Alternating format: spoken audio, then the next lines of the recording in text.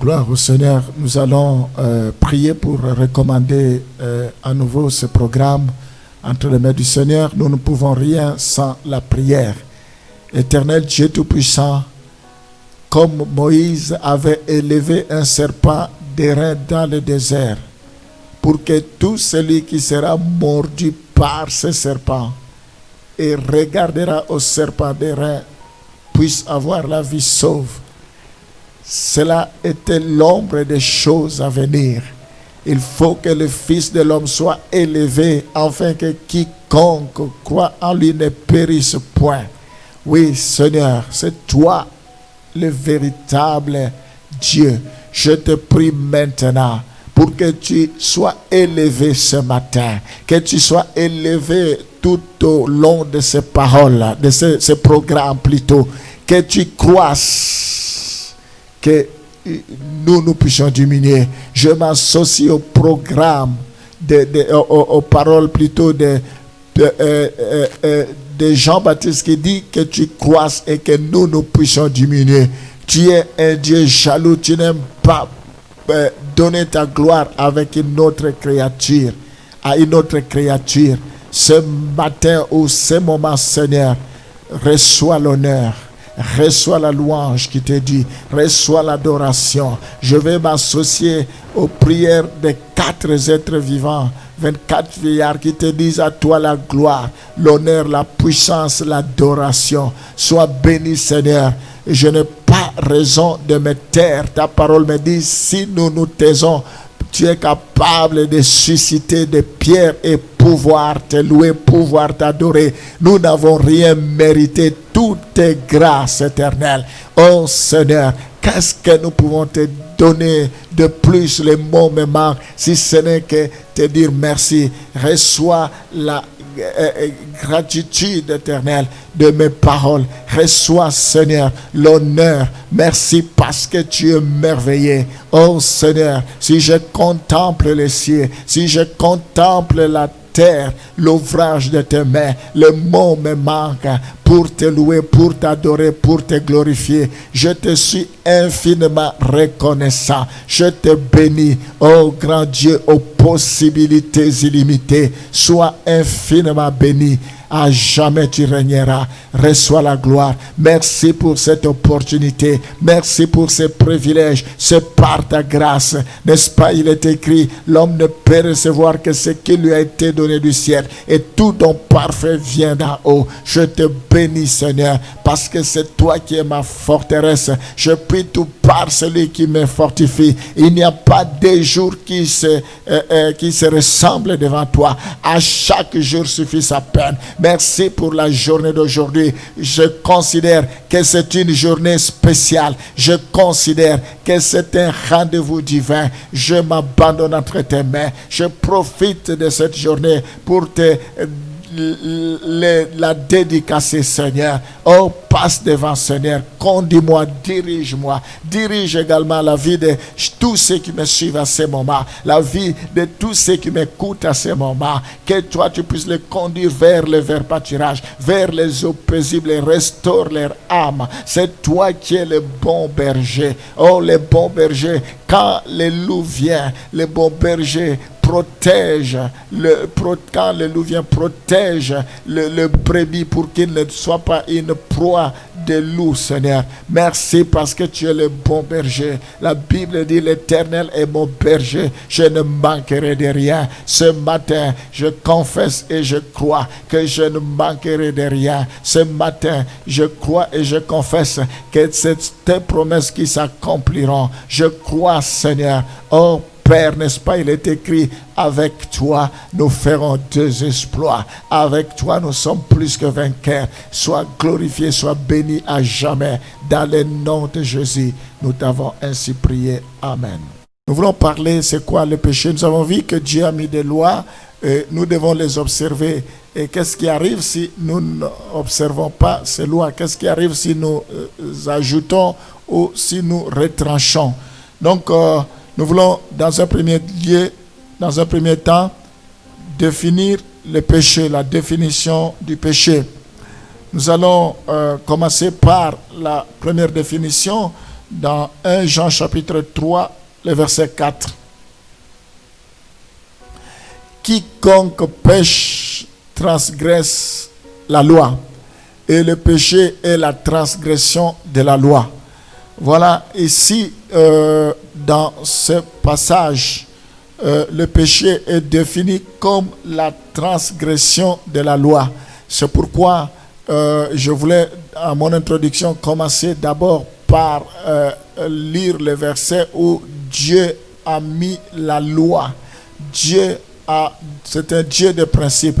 Il nous a montré une ligne de conduite que nous devons suivre, et que si nous sommes à côté de cette ligne de conduite, nous ne sommes plus dans la volonté de Dieu, et que cela peut constituer un péché.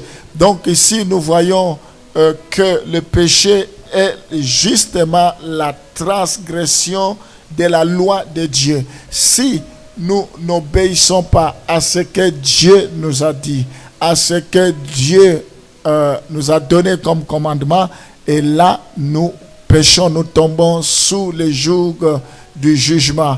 Voilà, il est important que nous devons respecter la parole de Dieu. Ça, c'est la première définition par rapport au péché. Nous voyons la deuxième définition, nous verrons cela dans Deutéronome chapitre 9, le verset 7, et on va compléter cela par deux autres passages. On va commencer Deutéronome 9, le verset 7. Souviens-toi, n'oublie pas de quelle manière tu as excité la colère de l'Éternel, ton Dieu, dans le désert. Depuis le jour où tu es sorti du pays d'Égypte jusqu'à votre arrivée dans ce lieu, vous avez été rebelles contre l'Éternel. Ici, la deuxième définition concernant le péché, il s'agit de la rébellion contre Dieu. La rébellion contre Dieu. La rébellion, c'est une mauvaise chose. Si nous avons un problème avec un prochain, on peut demander le secours d'une tierce, d'une troisième personne, d'une autre personne pour résoudre cela. Mais si nous avons un problème avec Dieu, qui pourra le résoudre? Nous voyons ici Dieu parle aux enfants d'Israël que vous avez excité ma colère. Depuis que vous êtes sortis de l'Égypte, tout au long du chemin dans le désert, vous avez vous êtes rebellés contre moi. Donc, dans ce passage, vous avez été rebelles contre l'Éternel. Non, nous voyons ici, le péché est défini comme la rébellion. Quand nous ne voulons pas obtempérer à la loi de Dieu, quand nous ne voulons pas nous soumettre à la volonté de Dieu, nous soumettre à la loi de Dieu, nous soumettre à ce que Dieu nous demande de faire, nous devenons rebelles. Dieu résiste aux orgueilleux, il fait grâce aux humbles. Nous devons cesser d'être rebelles. L'esprit de rébellion ne vient pas de Dieu. Nous allons lire Ésaïe 65, le verset 2. Nous voyons dans le passage que nous venons de lire, les enfants d'Israël, à un moment donné, ils étaient devenus des rebelles. Ils ne voulaient plus rien entendre, plus rien écouter, plus rien suivre, mettre en pratique. Dans Ésaïe 65, plutôt le verset 2, la Bible dit « Je tendis mes mains tous les jours vers un peuple rebelle qui marche dans une voie mauvaise au gré de ses pensées. » Oui, ici, c'est Dieu qui pousse un cri de détresse, un cri d'alarme. Ici, nous voyons que Dieu se lamente au sujet des enfants d'Israël. Hier, c'était les enfants d'Israël. Aujourd'hui, c'est nous. Si nous marchons pas selon la voie de Dieu, nous marchons dans une mauvaise voie, au gré de nos pensées, d'office, Dieu nous considère comme étant des rebelles. Comment conduis-tu ta vie? Il est important que nous ne puissions pas entrer dans la rébellion avec Dieu. Quoi qu'il arrive, c'est nous qui serons perdants. C'est nous qui seront pénalisés. Voilà, ce matin, à ce moment plutôt, Dieu aimerait nous interpeller, que nous puissions revoir notre vie, que nous fassions l'introspection pour voir comment nous nous conduisons devant le Seigneur. La Bible dit, celui qui me suit ne marchera pas dans les ténèbres, il marchera dans la lumière. Nous pouvons compléter cette définition du péché comme étant la rébellion contre Dieu avec un autre passage de Éphésiens chapitre 5, le verset 6. La Bible dit que personne ne vous séduise par de vains discours, car c'est à cause de ces choses que la colère de Dieu vient sur le fils de la rébellion. Oui, la rébellion, c'est quand on se laisse séduire par de vains discours, par de folles discussions, par de philosophies qui n'amènent à rien, de généalogies qui n'amènent à rien. Donc, nous ne devons pas nous laisser par des philosophies qui viennent des hommes. Donc, selon ce passage, nous voyons que cela, toutes ces choses que la colère de Dieu vient sur, c'est ça qui fait que la colère de Dieu vienne sur nous qui sommes ses enfants. Donc, avant de passer, c'était pour vous dire que le péché est aussi la rébellion contre Dieu. Nous voulons voir aussi une autre définition de péché, et cette fois nous allons voir cela dans Romains chapitre 2, le verset 4. Qu'est-ce que la Bible nous dit? Où méprises-tu les richesses de sa bonté, de sa patience et de sa longanimité, ne reconnaissant pas que la bonté de Dieu te pousse à la repentance? Ici, le péché est défini comme le mépris de Dieu et de son amour. Dieu est bon, Dieu est amour, Dieu, c'est un Dieu de grâce. Ce n'est pas parce qu'il y a la grâce que nous devons pécher que tout nous est permis. Tout nous est permis, mais tout n'est pas utile. Tout est grâce. La grâce ne veut pas dire que nous devons demeurer dans le péché. Au contraire, la grâce nous éloigne de péché, de tout ce qui est iniquité. Nous devons nous éloigner de cela. Nous voyons ici le péché est défini comme le mépris de Dieu. Quand nous méprisons Dieu par notre attitude, par notre comportement, par notre façon de considérer son œuvre, de considérer sa parole, nous le méprisons, nous le prenons avec dédain, nous le faisons avec chagrin, en gémissant.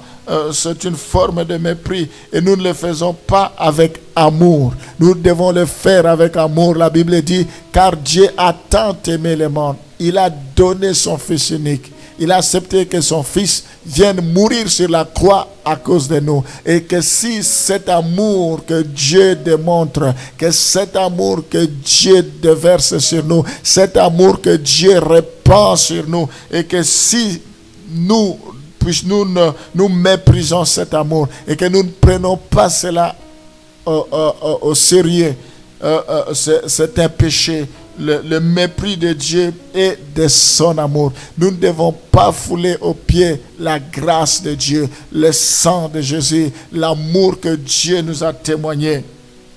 En ce qui concerne le péché, parce qu'il ne croit pas à moi. Nous voyons ici le péché, c'est quand on ne croit pas en Jésus-Christ. Le rejet de Jésus-Christ, c'est un péché. Si nous ne croyons pas en Jésus-Christ, qu'il est Seigneur, qu'il est mort et ressuscité, qu'il est enfant de Dieu, automatiquement nous péchons. si nous ne voulons pas donner notre vie au Seigneur Jésus-Christ, c'est vrai, il nous a laissé le libre arbitre, le choix. Il a dit, j'ai mis devant toi la vie et la mort, choisis. Si nous ne choisissons pas la vie, nous commettons le péché, le rejet de Jésus-Christ. Il y a des gens qui ne croient pas au Seigneur Jésus-Christ. Il y a des gens qui ne croient pas qu'il est Dieu, qu'il est mort sur la croix pour nous, qu'il est venu, il a répandu son sang pour nous. Mais bien-aimés, nous devons croire, sinon nous sommes sous le joug du péché, le joug de la malédiction, le rejet de Jésus-Christ. Mais par contre, si nous revenons à lui, si nous croyons, si nous le confessons de notre bouche et si nous croyons dans notre cœur qu'il est Seigneur, qu'il a été sauvé, qu'il est mort plutôt pour nous, c'est alors que nous serons sauvés. Donc, on peut compléter ce passage avec Jean chapitre 3, le verset 19. Encore une fois, là, nous voyons que ce jugement, c'est que la lumière étant venue dans le monde, les hommes ont préféré les ténèbres à la lumière parce que leurs œuvres étaient mauvaises. Voilà, la Bible dit, il est venu chez les siens et les siens ne l'ont pas reçu. C'est pour cela qu'il s'est retourné vers les païens, il s'est retourné vers les nations, il s'est retourné vers nous. Donc, ceux qui étaient censés pour l'accepter, pour croire en lui, ne l'ont pas fait. Il est venu, la Bible dit, et ce jugement, c'est que la lumière étant venue dans le monde. Cette lumière, c'est Jésus-Christ.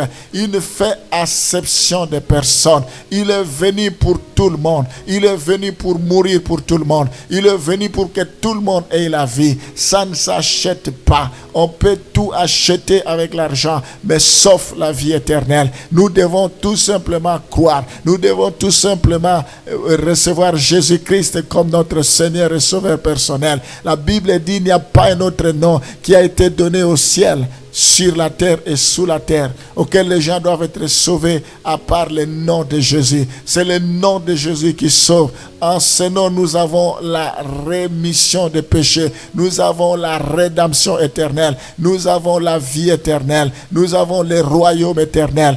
Tout est en son nom. La Bible nous dit qu'il n'y a pas d'intermédiaire entre Dieu et les hommes, à savoir Jésus-Christ. C'est lui qui est la lumière du monde. Malheureusement, les gens ont préféré les ténèbres. Malheureusement, les gens préfèrent demeurer dans les ténèbres. Vous n'avez pas droit de mourir dans l'ignorance. Vous n'avez pas droit de mourir dans le péché. Vous n'avez pas droit de rester dans les ténèbres. Jésus-Christ veut éclairer ta vie. Jésus-Christ veut apporter la lumière. Jésus-Christ veut amener une nouvelle dynamique, une nouvelle impulsion. Il veut te pousser dans l'accomplissement de ta destinée. Il connaît ton passé, il connaît ton présent et il connaît ton futur.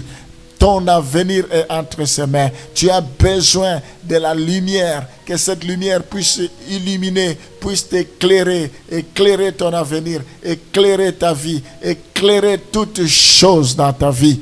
Alléluia. C'est merveilleux de les connaître. Vous ne serez jamais déçus. La Bible dit, celui qui me suit ne marchera pas dans les ténèbres. Si tu reçois Jésus-Christ comme ton Seigneur et Sauveur personnel, tu marcheras dans la lumière. Il te guidera. Il va te conduire dans les verts pâturages, dans des eaux paisibles. C'est lui qui te rassure. Son bâton et sa houlette te rassurent.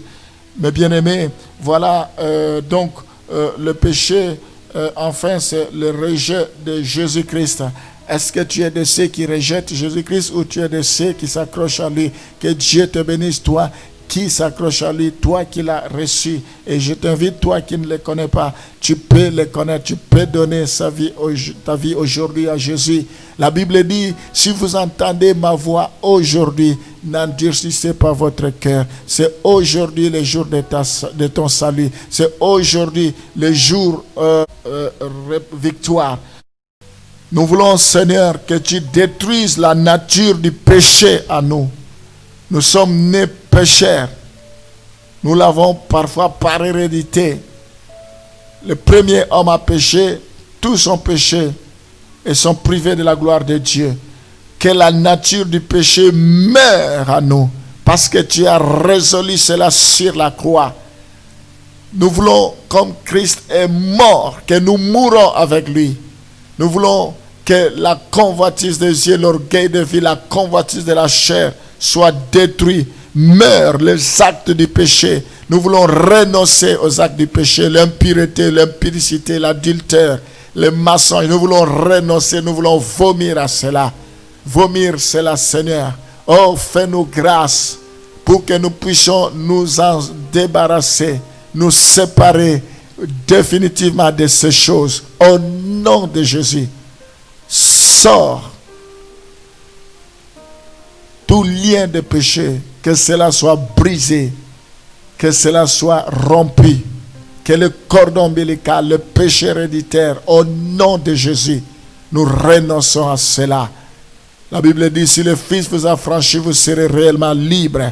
Nous voulons plus être esclaves de péché. Nous voulons dompter, mater, marcher sur le péché.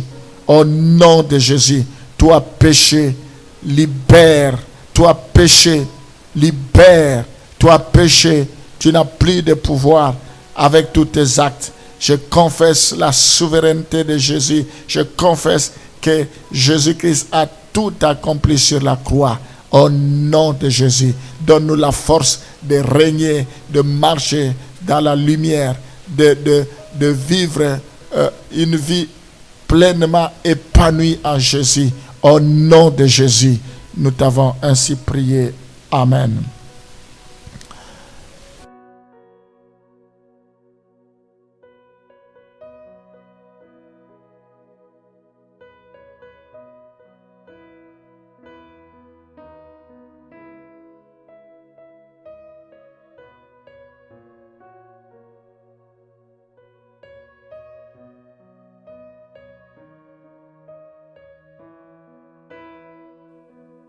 Avec toi. Nous ne voulons pas parce que nos yeux. Nous allons prier par rapport aux conséquences du péché. Seigneur, nous allons prier. Nous allons